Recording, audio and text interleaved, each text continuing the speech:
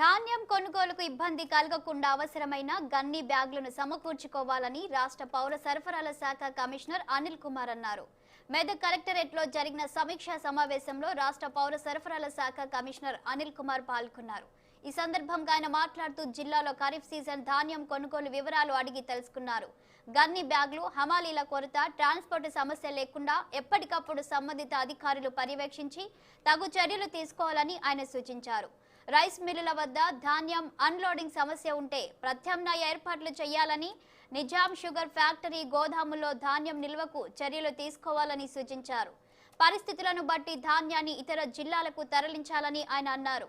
రాష్ట్రంలో ధాన్యం సేకరణ 2015లో 24 లక్షల మెట్రిక్ టన్నులు జరిగితే 2020 నాటికి 141 లక్షల మెట్రిక్ టన్నులకు పెరిగిందని కమిషనర్ అనిల్ కుమార్ తెలిపారు. ఇందుకు అనుగుణంగా మిల్లింగ్ శాతం పెరగలేదని, దీనివల్ల ఇబ్బంది కలుగుతుందని అనిల్ కుమార్ అన్నారు.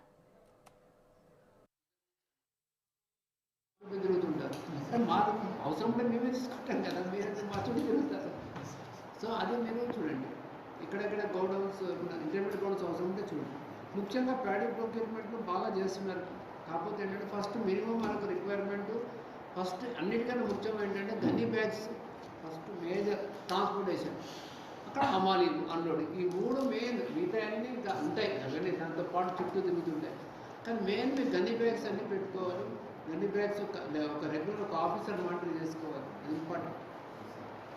తర్వాత ఏంటంటే మనం ఎంత గవర్నమెంట్ డిపార్ట్మెంట్స్లో సమస్య వచ్చిన తర్వాతనే మనం నిద్ర నుంచి నిద్ర కాదు